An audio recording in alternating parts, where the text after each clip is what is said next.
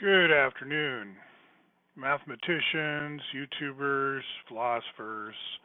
What I plan in this video is to go through a Jupyter Notebook that I have gone through before, and at the end of it, at the current edition, one YouTube exists already about this Jupyter Notebook. A YouTube about this Jupyter Notebook has already come out from me, and I've got it here as output 7 in the current edition.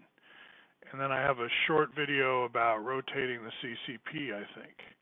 But really, my lengthier talk is already there, and here I'm doing a second talk, which is like, this is to prove a proof of concept. There's not just one talk you have to give, nor do you have to use, of course, my Jupyter Notebooks or any of my recorded talks. What I'm showing, you can, because I'm putting them out there in a way that you can legally grab them, but I'm also saying, hey, this is one guy, I have, a normal sort of laptop. I don't have any fancy equipment. My Bluetooth microphone is rather primitive, and yet I can do these kinds of productions. So could you. The Jupyter Notebook stuff is free here. The Python running behind it is free. I take a lot of pictures, I embed them, and then I talk about content, but in a coding literate way.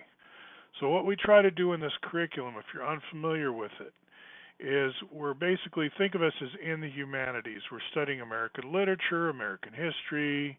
It doesn't have to be American, but the language, it's already, we don't have to translate it yet to anything else, let's say. We have, Operating Manual for Spaceship Earth, that's a title, one of them.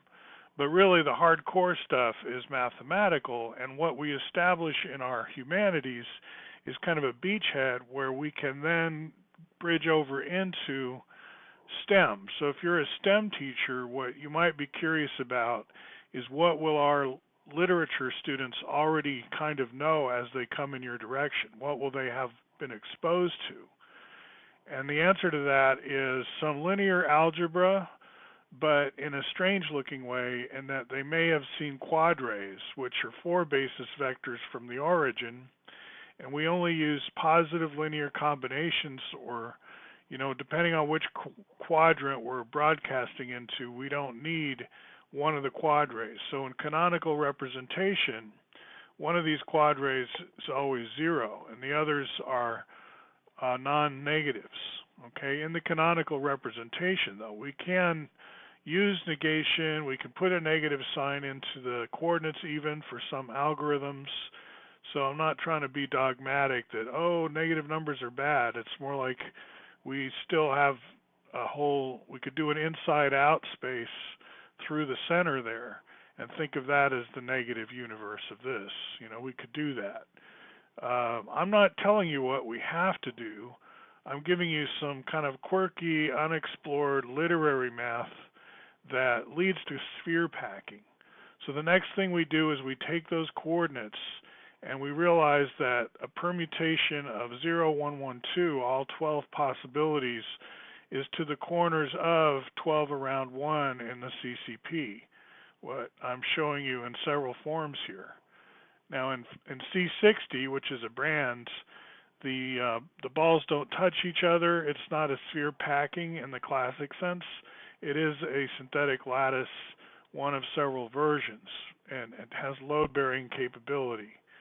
So that's like a real-world instantiation of the very sort of ghostly, like XYZ is ghostly, right? It doesn't exist anywhere. The XYZ coordinate system, we just mentally juxtapose it with anything.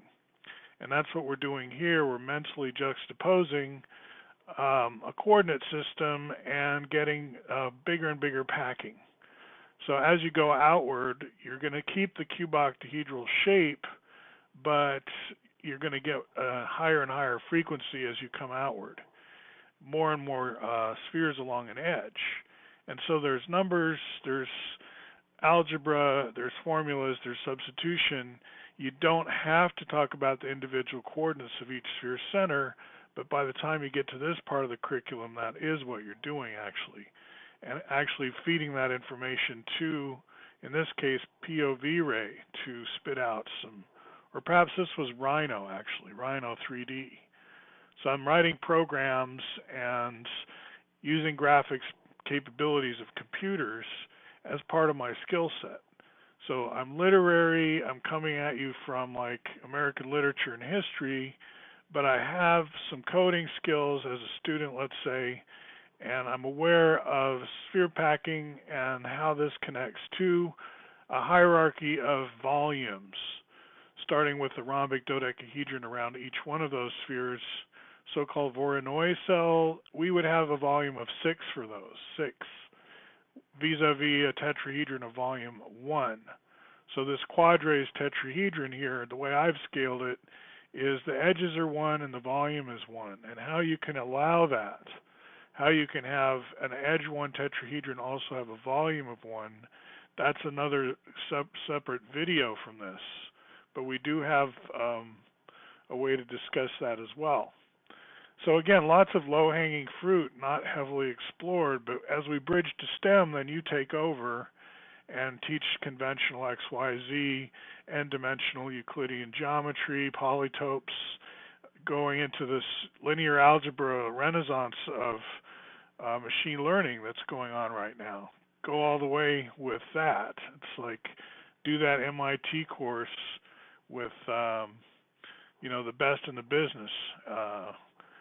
Learn linear algebra in the normal way without all this quadrate stuff. That's perfectly fine. I'm thinking here come students already thinking outside the box in some way. We don't know exactly what to predict, but let's let them learn all the STEM they want after that, as you would normally teach it. So I'm not asking STEM teachers to do anything different really, because we are taking care of this kind of math over in the humanities.